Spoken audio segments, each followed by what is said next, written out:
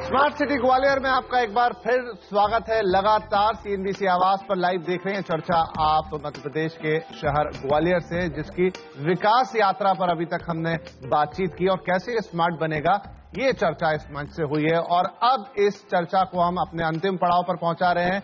उन लोगों से बात करेंगे जिनके हाथ में निर्णय लेने की क्षमता है, क्योंकि हम इच्छाएं विशिष्ट तो बहुत सारी रख सकते हैं, लेकिन निर्णय ऊपरी स्तर से आता है। तो दो ऐसे जनप्रतिनिधि आज हमारे साथ हैं जो मध्य प्रदेश की राजनीति के बड़े चेहरे हैं, लंबे समय से काम करते आए हैं। एक केंद्र सरकार में प्रदेश का प्रतिनिधित्व कर रहा है तो दूसरा राज्य सरकार में। हमारे साथ हैं नरेंद्र सिंह तोमर साहब, ग्रामीण विकास और पंचायत मंत्री हैं भारत सरकार में, और हमारे साथ है माया सिंह जी जो शहरी विकास मंत्री हैं मध्य प्रदेश सरकार में। आप दोनों का बहुत बहुत स्वागत है। तो नरेंद्र जी के पास तो पूरा देश है देखने के लिए, लेकिन माया जी पहले आपके पास इसलिए आ रहा हूं क्योंकि आपका पूरा फोकस राज्य के ऊपर है, और जिस शहर के पास शहरी विकास मंत्री हो उस शहर को तो कहीं और देखना ही नहीं है। इस शहर का जो विकास, हम पूरी चर्चा आपने सुनी, 2 घंटे से हम जो बात कर रहे हैं कि जितना पोटेंशियल इस शहर के पास था वो अपने उस फुल पोटेंशियल पे नहीं पहुंच पाया, कहीं रेस में पिछड़ गया। तो थोड़ा सा अतीत, थोड़ा सा वर्तमान और थोड़ा सा भविष्य, क्या देखती हैं आप?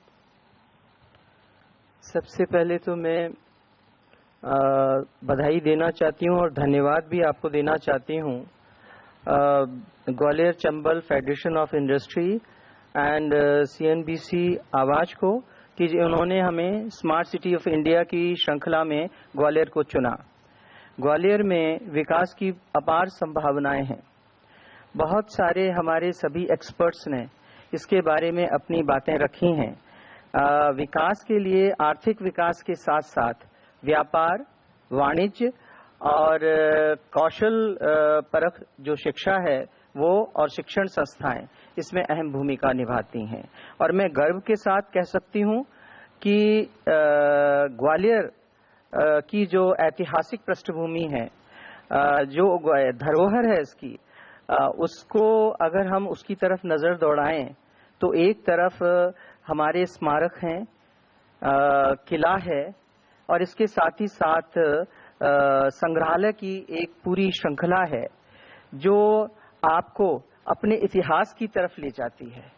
और साथ ही साथ ग्वालियर में औद्योगिक नगरी होने के नाते शुरुआती में काफ़ी इंडस्ट्रीज यहाँ थीं, और कुछ लोगों ने अपनी बातें भी रखी हैं जिनके कारण कनेक्टिविटी ना होना या ये है, इसकी वजह से काफ़ी लोग जो हैं वो ग्वालियर की ओर आकर्षित नहीं हुए और अन्य स्थानों पर गए हैं। हम उन सब चीज़ों को हमारी नज़र में है और हम लोग कोशिश कर रहे हैं कि यहाँ पर कनेक्टिविटी दूसरे स्टेट से और उन जगह से बढ़े, और इसके लिए नरेंद्र सिंह जी प्रयासरत हैं और काफ़ी कुछ प्रयासों में हमें सफलता भी नजर आ रही है। पर ये दारोमदार डाल रही हैं कि नहीं, ये सब चीजें नहीं। एयर कनेक्टिविटी के लिए हमें केंद्र सरकार से ही मदद चाहिए एयर कनेक्टिविटी के लिए। तो नरेंद्र जी मुझे बता, एक मिनट में आपको बीच में रोक रहा हूं कि ग्वालियर जहां पर स्थित है दिल्ली के तो बहुत पास है, लेकिन क्या ये भोपाल से थोड़ा दूर चला गया? मैं बात कर रहा हूं प्रशासनिक आदान प्रदान की। देखिए आप केंद्र के तो पास है लेकिन खुद की अपनी राजधानी से जरा दूर चले जाते हैं, नजर में उतना ध्यान नहीं जा पाता। यहाँ पर क्या दिक्कत है? नितिन जी, ऐसा नहीं है कि मैं अपनी राजधानी से दूर हूं या ग्वालियर से दूर हूं। हम लोग दोनों पर नजर रखते हैं और दोनों के लिए काम करने की कोशिश करते हैं। जहां तक एयर कनेक्टिविटी का मामला है, मैं समझता हूं कि एयर कनेक्टिविटी के लिए प्रयास तो तेज होने चाहिए, लेकिन एयर कनेक्टिविटी ग्वालियर की कमजोरी है यह मैं मानने के लिए तैयार नहीं हूं, क्योंकि एक समय था जब ग्वालियर में एयर कनेक्टिविटी थी और ग्वालियर कुछ और आवश्यकताओं को भी उस समय पूरा करता था। समय के साथ देश में बहुत सारे क्षेत्र पर्यटन के लिए खुल गए, बहुत सारे क्षेत्र इंडस्ट्री की दृष्टि से आगे बढ़ गए। जहां के लोगों में खर्च करने की क्षमता होती है वहां के लोग अधिक सुविधाएं पाने में सफल हो जाते हैं। और एयर कनेक्टिविटी की दृष्टि से समय समय पर प्रयत्न हुए हैं, लेकिन निश्चित रूप से वायबिलिटी नहीं आई, उसके कारण यह तकलीफ रही है। अभी भी ग्वालियर और मुंबई 3 दिन फ्लाइट चलती है। ये कुछ ही दिनों में दिल्ली होने वाली है और भारत सरकार की जो नई योजना है उसके अंतर्गत बिडिंग हो गई है और मुझे लगता है 1-2 महीने में ग्वालियर, इंदौर, लखनऊ और दिल्ली ये फ्लाइट शुरू हो जाएगी।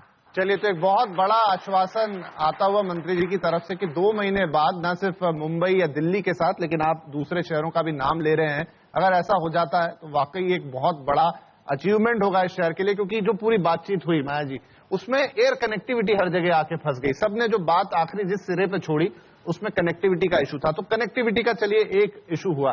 लेकिन अब हम जब अधोसंरचना पे आते हैं उस मामले में भी, और देखिए पूरी बातचीत पे आपने एक चीज इको होते हुए देखी होगी, ये कि एक समय में हम ऐसे थे, लेकिन दिक्कत ये हो गई कि आज हम वैसे नहीं रह गए। इंदौर आगे निकल गया, भोपाल राजधानी है उसको उसका फायदा मिल गया। हम देख रहे हैं कि दूसरे राज्यों के भी जो छोटे छोटे शहर थे जो ग्वालियर के मुकाबले शायद कहीं ना टिकते हों, वो आगे बढ़ गए। तो अब ये जो गैप आ गया है इसको फुलफिल करने के लिए क्या प्रयास है? ग्वालियर स्मार्ट सिटी में भी चिन्हित हुआ है और उसके तहत ग्वालियर की जो इंफ्रास्ट्रक्चर डेवलपमेंट के लिए प्रयास हो रहे हैं उसके बारे में मैं बताना चाहती हूं कि हमने एक 5 मिनट की फिल्म बनाई थी और ये भी आग्रह किया था कि अगर वो फिल्म हमारे यहाँ के सभी जो ऑडियंस में बैठे हैं एक बार नजर दौड़ा लेते तो उनको एक वो भी प्रोग्राम का हिस्सा है, हम दिखाएंगे अभी। पिक्चर क्लियर हो जाती कि ग्वालियर को हम किस रूप में देखना चाह रहे हैं और डेवलप करना चाह रहे हैं। तो वो सारा का सारा इंफ्रास्ट्रक्चर पूरा तैयार है, सर्वे हुआ है, डीपीआर तैयार कुछ हो गई हैं और कुछ हो रही हैं और जल्दी ही जल्दी ये हम सितंबर तक ये काम हमारे सारे शुरू हो जाएंगे। तो ग्वालियर को हम हर दृष्टि से आगे बढ़ाना चाहते हैं। एजुकेशन के बारे में भी बात हुई, यहाँ हमारे जो एक्सपर्ट्स थे उन्होंने बताया है कि किस तरीके से ग्वालियर एजुकेशन हब के रूप में यहाँ स्थापित था और जो भी कुछ कमियां हैं उन कमियों को भी दूर करने का हम प्रयास कर रहे हैं। क्यों? और स्मार्ट सिटी के बारे में मैं कहना चाहती हूँ कि लोगों ने हमसे ये भी पूछा कि स्मार्ट सिटी क्यों। मैं ये कहना चाहती हूँ कि स्मार्ट सिटी के लिए जो हमारा इंफ्रास्ट्रक्चर है, डेवलपमेंट है, लेकिन वो हमारी जो पुरानी इस शहर की परंपरा है, इस शहर की जो गरिमा है उसको और इसकी संस्कृति है उसको बरकरार रखते हुए और इसका जो हेरिटेज लुक है उसको बरकरार रखते हुए हम लेटेस्ट टेक्नोलॉजी से जुड़ें और आगे बढ़ें। क्योंकि जैसे जैसे शहर में आबादी बढ़ रही है और शहर की तरफ लोगों की जो प्रवृत्ति है वो गांव के लोग सब बच्चों की पढ़ाई के लिए, अपने जीविकोपार्जन के लिए और रोजगार के लिए बड़ी संख्या में शहरों में आ रहे हैं और आने के कारण जो भी उन्हें खाली स्थान मिलते हैं उन स्थानों पर वो अपने रहाइश के लिए कहीं झोपड़ी है तो कहीं चपरे बनाकर वो रहते हैं, बड़ी संख्या में रहते हैं यहाँ पर।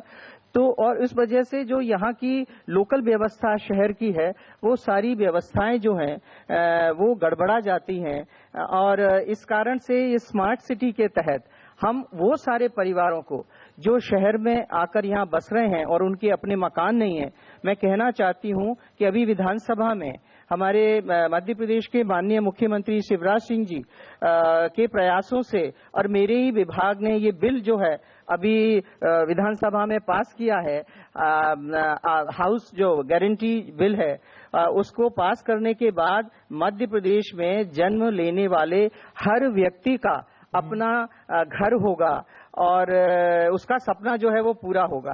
तो ये अपने आप में बहुत बड़ी बात है और हमने 2 साल का 2018 तक 5 लाख घर बनाकर उनके लिए देने हैं। तो निश्चित तौर से उससे भी बहुत फर्क पड़ेगा और इसके साथ ही साथ हम ग्वालियर के डेवलपमेंट के लिए हमने जो बातें रेल के बारे में सारी विस्तार से यहाँ बातें रख दी हैं, उन्हीं को मैं दोहराना नहीं चाहूंगी। बहुत उसमें परिवर्तन कुछ ही वर्षों में देखने को मिलेंगे और कनेक्टिविटी रेलवे की है वो बढ़ रही है। यहाँ पर रेलवे स्टेशंस को भी, बिरला नगर का जो स्टेशन है उसको भी ठीक किया जा रहा है। उसके लिए भी मैं नरेंद्र सिंह जी को धन्यवाद दूंगी। फिर आप कहेंगे कि आप केंद्र की तरफ देखते हैं, नहीं। लेकिन ये एक सवाल में अब हम सब आपकी की तरफ देखेंगे। हाँ। बात उठाई थी केंद्र ने। सर, मैं आपके पास एक महत्वपूर्ण सवाल के लिए आ रहा हूं, जो ग्रामीण विकास की बात कर रही है, क्योंकि ये बात तो सत्य है कि हर बड़े शहर पे माइग्रेशन का प्रेशर बढ़ रहा है, उस पर मैं आता हूं। लेकिन एक जो है केंद्र से प्रस्ताव गया है पीएमओ की तरफ से, वो ये है कि जो सस्ते घर हैं, अब उसकी रेंज हर शहर के लिए अलग अलग हो सकती है, 30-35 लाख की हम रेंज पकड़ लेते हैं, उनके लिए स्टैम्प ड्यूटी और रजिस्ट्रेशन या तो माफ किया जाए या कमी कर दी जाए। उत्तर प्रदेश से एक अनाउंसमेंट अभी पूरी तरह पुख्ता नहीं है, लेकिन आई है कि हम उसमें डील देंगे, यहां तक कि खत्म कर देंगे। क्या मध्य प्रदेश सरकार से उम्मीद करें कि जो स्टैम्प ड्यूटी रजिस्ट्रेशन होता है पूरी तरह खत्म ना हो अफोर्डेबल हाउसिंग पे, लेकिन आप उसे कम करने जा रहे हैं, कुछ हद तक कुछ परसेंटेज टर्म्स में आप उसे लोगों में राहत देंगे ताकि ज्यादा लोगों को घर मिले उनका? अभी तक उसमें सोचा नहीं है, लेकिन फिर भी उन्हें बहुत कुछ राहतें दी गई हैं उसमें। और हमारे यहाँ जो आप कह रहे हैं 35 लाख का, लेकिन इससे नीचे के जितने भी हैं, जो 3 लाख और 6 लाख जिनकी वार्षिक इनकम है, उन लोगों से तो कुछ भी नहीं लिया जा रहा है। नहीं, वो बहुत अच्छी बात है। प्रधानमंत्री आवास योजना और मुख्यमंत्री आवास योजना के तहत चीजें हो रही हैं, लेकिन अगर आपको as a industry real estate को ही आगे बढ़ाना है या लोगों को भी, मिडिल क्लास को भी आपको देखना है, वो जो केंद्र सरकार की पहल है, जहां वो उम्मीद कर रहे हैं राज्य सरकारों से कि थोड़ा सा रेवेन्यू छोड़ दें, तो वो आपको अपनी पॉकेट थोड़ी सी वहां ढीली करनी पड़ेगी। वो सरकार की तरफ बात करके फिर तो कोई ना कोई रास्ता निकाले। जरूर मैं बात कीजिए उस बारे में। नरेंद्र सिंह जी, इससे पहले कि ब्रेक लूं, में जो कह रहा था कि माइग्रेशन वाली जो समस्या है, कि हर शहर का यही हाल है कि कुछ गिने चुने शहर हैं देश में और वहां पे सब लोग पहुंच रहे हैं। केंद्र का भी इस पर फोकस है कि आप डिकंजेशन कीजिए, आप दूसरी जगह स्मार्ट सिटीज डेवलप कीजिए, और यही एक कारण है। लेकिन स्मार्ट सिटी पे भी कितना लोड डालेंगे? ये गांव से जो माइग्रेशन होता है, तो ग्रामीण विकास चूंकि आप देखते हैं, तो ये जो माइग्रेशन वाली प्रॉब्लम है, होगा, अर्बनाइजेशन तो होगा, उसे तो रोका नहीं जा सकता, लेकिन किस हद तक संतुलन बैठा पाएंगे हम? देखिए निर्भय जी, चूंकि एक लंबे कालखंड से सभी लोगों से चूक हो रही है। जब हम विकास की बात करते हैं तो एकांगी विचार करते हैं। समग्र विकास की कल्पना को साकार करना और उसके साथ संतुलित विकास की कल्पना को साकार करना। अगर समग्रता में विचार करेंगे और संतुलन रखेंगे तो इस समस्या का सामना आज हिंदुस्तान को नहीं करना पड़ता। आज हम किसी भी विकसित शहर को देखें, आप बड़े शहरों का मैं नाम नहीं लूंगा, लेकिन तथाकथित जो बड़े शहर हैं उन शहरों को सब जानते हैं और उनको हम विकसित शहर भी कह सकते हैं, स्मार्ट शहर भी कह सकते हैं, सभी आधुनिक सुविधाएं उनमें हैं, ऐसा शहर भी कह सकते हैं। लेकिन वो शहर भी आधे घंटे की बरसात को झेलने की क्षमता नहीं रखते। इसका मूल कारण है कि हमने सिर्फ अधोसंरचना को विकसित किया, एकांगी विचार किया, उसका परिणाम आज देश भोग रहा है। मैं जब ग्वालियर के बारे में बात करता हूं तो मैं कतई ये मानने को तैयार नहीं होता कि ग्वालियर पिछड़ा शहर है। जो समस्या पूरे देश के साथ है, जिस प्रकार की सोच पूरे देश के नेतृत्व की बनी, वो नेतृत्व की जैसी सोच बनी वैसी सोच नीचे परकुलेट हुई और उसके कारण यह परिस्थिति खड़ी हुई है। लेकिन यह सच है कि व्यवस्थापन होना चाहिए, संतुलन होना चाहिए और ग्रामीण क्षेत्र से जो पलायन हो रहा है उसके दो कारण हैं। एक कारण है कि वहां रोजगार की स्थिति लोगों की नहीं बनती तो पलायन मजबूरी है, और दूसरा शिक्षा का जो क्षेत्र है वो नगरों के आसपास ज्यादा अच्छा है। तो जो लोग क्षमतावान हैं, अपने बच्चों को पढ़ा सकते हैं, तो वो भी कोशिश करते हैं कि शहर के आसपास आकर पढ़ाएं। लेकिन पूर्व नियोजित प्लान के अनुसार बसाहटें बननी चाहिए, क्योंकि पलायन तो रोजगार के लिए भी आवश्यक है और पलायन शिक्षा के लिए भी आवश्यक है। इसलिए ये पलायन गांव से शहर की ओर बढ़ेगा, लेकिन शहर व्यवस्थित रहें, शहर संतुलित रहें, शहर पूर्व नियोजित रहें और आने वाली जो आबादी है उसको बर्दाश्त करने की क्षमता शहर में हो। और अगर यह क्षमता नहीं है तो निश्चित रूप से उस पलायन को भी रोकना या शिफ्ट करना। जैसा मैं आपको काउंटर मैग्नेट सिटी की बात चल रही थी, आज सभी लोगों ने बहुत ही अच्छे विचार व्यक्त किए। काउंटर मैग्नेट ग्वालियर को तब घोषित किया गया था जब दिल्ली में दबाव बहुत बढ़ रहा था, और यह कोशिश थी कि काउंटर मैग्नेट ग्वालियर को बना के दिल्ली के दबाव को शिफ्ट करेंगे।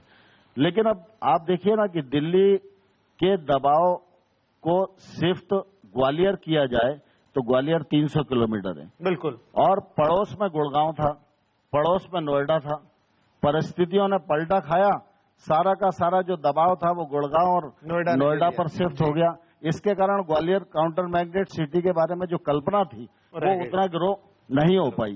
जैसे हम अपने मध्य प्रदेश के इंदौर शहर को देखते हैं, कई लोग शिकायत करते हैं कि इंदौर में सब हो रहा है और ग्वालियर में नहीं हो रहा है, लेकिन हर शहर की अपनी प्रकृति है। हमने ग्वालियर में आईटी पार्क सबसे पहले बनाया, इंदौर में बिल्डिंग बाद में बनी, लेकिन आईटी पार्क वहां पहले प्रारंभ हो गया, हम प्रारंभ करने में लेट हो गए।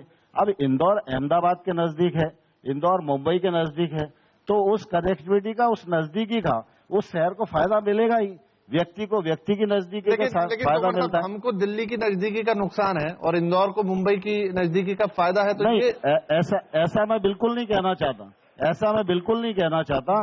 दिल्ली का हमको बिल्कुल भी नुकसान नहीं है, दिल्ली का हमको फायदा ही है, लेकिन दिल्ली का फायदा हमको जितना मिलना चाहिए था वो इसलिए नहीं मिला कि वो फायदा लेने के लिए गुड़गांव और नोएडा बहुत कम दूरी पर उपलब्ध थे। जी चलिए, मुझे यहाँ पर एक छोटा सा ब्रेक लेना होगा, जरूरी है मेरे लिए, लेकिन उसके बाद आकर एक बार फिर हमारे दोनों नेतागण से पूछेंगे कि आगे हम ग्वालियर के विकास के लिए, क्योंकि आप दोनों ही ग्वालियर से बिलोंग करते हैं, आपके स्तर पर, पर्सनल स्तर पर कितना पुश, कितनी जागरूकता, कितने प्रयास देखेंगे ताकि ये शहर एक बार फिर अपनी पुरानी गरिमा को प्राप्त करे। छोटे से ब्रेक के बाद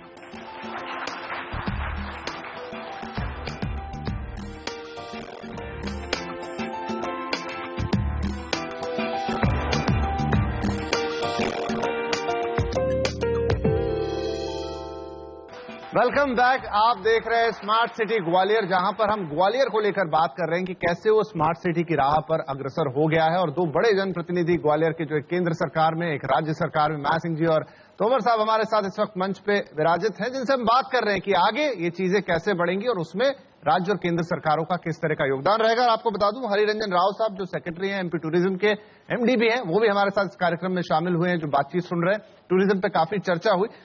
मैडम, अब जब स्मार्ट सिटी की राह पे हम आगे चल पड़े हैं, बहुत सारी योजनाएं, कलेक्टर साहब भी थे, कमिश्नर साहब थे इससे पहले पैनल पे, तो उन्होंने रखी। अब हम इनको क्रियान्वित होता हुआ कब देखेंगे? देखिए, तोमर साहब हैं, आप हैं, और भी जनप्रतिनिधि हैं जो इस शहर से जा रहे हैं, मतलब इतना पुल फैक्टर है इस शहर के पास, तो फिर इसमें तो काम होने चाहिए। स्मार्ट सिटी के तहत अभी जो आपका पहला जो पैनल बैठा था, उसमें कलेक्टर और नगर निगम कमिश्नर, उन्होंने उस बात का जिक्र किया था कि एसपीवी यहाँ बन चुकी है, कंसल्टेंट रखने की प्रक्रिया चल रही है, लेकिन उसके साथ साथ जो होमवर्क हुआ है और उसमें ग्वालियर में हैबिटाट सेंटर का विकास व्यावसायिक और आवासीय के साथ साथ ही शैक्षणिक संस्थान, आमोद प्रमोद के और आर्ट गैलरी वगैरह सब इसमें होगी। तो इसको बनाने जा रहे हैं और उसकी पूरा डीपीआर वगैरह सब तैयार है। और वो हमारा जो एरिया था हॉस्पिटल के पास वाला पॉटरीज का, उस एरिया में ये सारी चीजें वहां पर डेवलप होंगी। इसके साथ साथ ग्वालियर के अंदर पार्क भी हैं, सारे के सारे पार्क हैं, नेहरू पार्क है, शिवाजी पार्क है और लेडीज पार्क और बच्चों के लिए भी है, इसकी भी पूरी प्लानिंग है। ये भी बहुत सुंदर पार्क ग्वालियर में इन फ्यूचर जो है 2 साल में आप कह रहे हैं कि ये धरातल पे आते हुए दिखेंगे। और मार्केट जितने भी हैं हमारे, वो दौलतगंज है, गांधी मार्केट है, हुजरात पुल का है, ये सारे के सारे मार्केटों का भी विकास होगा और खूबसूरत और सुंदर ये मार्केट बनेंगे, अपना स्वरूप आगे भविष्य में लेंगे। और इसके साथ ही साथ मतलब स्मार्ट सिटी ट्रांसपोर्ट, इसके लिए भी पूरी की पूरी प्लानिंग है और जल्दी ही इसका काम भी शुरू होगा। आपके शहर में अभी भी प्रदूषण बहुत है, ऐसे बहुत व्हीकल हैं, टेम्पो, ऑटो जो भी हैं, जिनसे प्रदूषण बहुत होता है और ये बहुत इंपॉर्टेंट फैक्टर है मैडम। उसको भी अब रोकने के लिए ई रिक्शा वगैरह ये शुरू किया है और कुछ लोगों को दिया भी है। धीरे धीरे हम उनको बंद करके और ई रिक्शा में उसको बदलने वाले हैं। चलिए, तो बहुत कुछ है आपके प्लानिंग में। हम चाहेंगे कि आप पूरा जोर लगाएं, मुख्यमंत्री जी को बोले कि इस शहर को भी आपको वैसे ही डेवलप करना है जैसे इंदौर और भोपाल की प्रगति हम देखते हैं। तो उमर साहब, आपके मंत्रालय से कोई खास योजना, कोई खास प्लानिंग जो हम देखें सीधी ग्वालियर को उसके विकास में सहायता करती हो, अगर आप बताना चाहें। निरपेन जी, एक तो मैं पहले आपको धन्यवाद नहीं दे पाया, इसलिए इस मौके पर आपको धन्यवाद देना चाहता हूं और फेडरेशन ऑफ इंडस्ट्री उनको भी धन्यवाद देना चाहता हूं, क्योंकि आप सब ने मिलकर ग्वालियर के लिए एक बड़ा मंच उपलब्ध कराया और मुझे इस बात की प्रसन्नता भी है कि हमारे सभी ग्वालियर के बंधुओं ने और विशेषज्ञों ने ग्वालियर के गौरव को आपके सामने प्रकट करने की एक सफलतम कोशिश की। और आज विनीत नारायण जी यहाँ आए, हरिरंजन राव जी आए, यह भी निश्चित रूप से हम सबके लिए बहुत प्रसन्नता की बात है। जहां तक ग्वालियर का सवाल है, तो ग्वालियर और ग्रामीण विकास दोनों एक दूसरे से जुड़े हुए हैं, क्योंकि गांव में अगर सब प्रकार की सुविधाएं उपलब्ध हो जाएंगी तो जिस पलायन से शहर परेशान है उस परेशानी से शहर बच सकेंगे। और इसलिए पिछले दिनों प्रधानमंत्री जी ने कुछ योजनाओं का सृजन किया, जिसमें प्रमुख रूप से प्रधानमंत्री आवास योजना है। उसके आकार को भी बढ़ाया, उसकी राशि के दायरे को भी बढ़ाया और उस पर बहुत एक्सरसाइज करके हम लोगों ने उस योजना को लॉन्च आगरा में किया था। और मुझे प्रसन्नता है कि उस योजना के अंतर्गत ग्वालियर के ग्रामीण क्षेत्र में और पूरे मध्य प्रदेश के ग्रामीण क्षेत्र में बहुत ही अच्छे से काम चल रहा है। सड़कों का जाल गांव-गांव में बिछाया जा रहा है। लाइवलीहुड के माध्यम से ग्रामीण विकास विभाग लोगों को आजीविका देने का प्रयत्न कर रहा है। पहले ग्वालियर आजीविका योजना में शामिल नहीं था, लेकिन अभी इसी वर्ष से ग्वालियर आजीविका योजना में भी शामिल हो रहा है। इससे ग्वालियर के ग्रामीण क्षेत्र में गरीब लोगों को आजीविका का साधन गांव में ही उपलब्ध होगा, तो शहर की तरफ जो पलायन हो रहा है उससे निश्चित रूप से बचाव रहेगा। लेकिन मुझे इस बात की प्रसन्नता है कि ग्वालियर में सभी प्रकार की क्षमताएं हैं, और सिर्फ ग्वालियर ही नहीं, मैं समझता हूं भारतवर्ष में ही सभी प्रकार की क्षमताएं। लेकिन जब सोच उचित नहीं होता तो उन क्षमताओं का विकास उतना नहीं होता जितना होना चाहिए। एक क्षमता अपने आप विकसित होती है और एक क्षमता को समाज विकसित करता है, एक क्षमता को सरकार विकसित करती है। हमारे यहाँ एक पद्धति बनी कि आप तो पढ़ो, सर्टिफिकेट लाओ और नौकरी पाओ, स्वयं कुछ करो। इस प्रकार की प्रेरणा समाज के द्वारा भी नहीं दी जाती रही, सरकारों के द्वारा भी नहीं दी जाती रही। तो लोग शिक्षित तो हुए और लोगों ने सर्टिफिकेट लेने का कोशिश की और उसमें मैं समझता हूं हमारी बड़ी संख्या भी रही। लेकिन आज मुझे इस बात का गौरव है और प्रसन्नता है कि हमारे प्रधानमंत्री नरेंद्र मोदी जी ने जब अपनी सरकार का काम प्रारंभ किया तो उन्होंने पूरे देश को समग्रता में देखा। सबसे पहले उन्होंने जनधन योजना की शुरुआत की। यह जनधन योजना आम गरीब आदमी के लिए थी। अगर गरीब आदमी का बैंक में अकाउंट नहीं है और वो देश के विकास में योगदान देगा, कदम से कदम मिलाएगा, कंधे से कंधा मिलाएगा, तो ये काम भाषण से पूरा नहीं हो सकता। बैंकिंग में उसे सम्मिलित होना चाहिए। प्रधानमंत्री ने लाल किले की प्राचीर से हर घर में शौचालय हो। मैं ग्वालियर का नागरिक हूं, मैं म्युनिसिपल कॉर्पोरेशन में भी 83 में पार्षद रहा था, लेकिन अभी मैं जब स्वच्छता मंत्री बना तब मुझे अंदाज नहीं था कि ग्वालियर शहर में भी लोग खुले में शौच जाते होंगे। मैं जब स्वच्छता का विभाग मेरे पास आया तो फिर मैं अपने ऑफिसरों से मिला और मैंने कहा कि भैया अपने ग्वालियर को देखो, तो बड़ी मात्रा में ग्वालियर में नगर में ही खुले में शौच जाते थे लोग, ग्रामीण में तो जाते ही थे। लेकिन प्रधानमंत्री ने जब स्वच्छता की बात हाथ में ली, शौचालय की बात हाथ में ली, तो आज मुझे कहते हुए प्रसन्नता है ग्वालियर भी ओडीएफ हो गया और इस देश के 119 जिले ओडीएफ हो गए।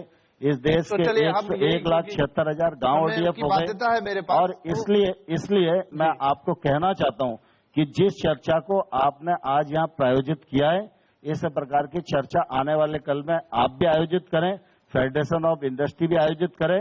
मैं समझता हूं ग्वालियर का मानव संसाधन खड़ा होगा और आने वाले कल में देश की अपेक्षा के अनुरूप ग्वालियर भी खड़ा होगा। बिल्कुल, और ये पूरे जो समुदाय है और जो टीवी पे भी देख रहे हो, पूरे आप लोगों की तरफ भी देख रहे हैं कि केंद्र से और राज्य से जितना भी इस शहर का हक बनता है उसको मिले, और मैं कहूंगा थोड़ा ज्यादा भी मिल जाए तो कोई प्रॉब्लम नहीं है, वो उसको मिले। बाकी ये शहर तैयार है, इसके लोग तैयार हैं, इसका एडमिनिस्ट्रेशन तैयार है, विल पावर भी दिख रही है। अगर ये सारी चीजें एक साथ आएंगी तो इसमें फिर कोई शक नहीं रह जाता कि ये शहर स्मार्ट सिटी की दौड़ में न सिर्फ दौड़ेगा, सर्राट दौड़ेगा, बल्कि नंबर 1 पर आने की भी क्षमता रखता है। जी, एक और मैं आपको बता दूं कि स्मार्ट सिटी अगर बना तो इस प्रतिस्पर्धा में ग्वालियर जीत सके, इसमें हम लोगों का योगदान हो सकता है, क्योंकि नरेंद्र मोदी जी की सरकार में दान की प्रवृत्ति बंद हो गई है।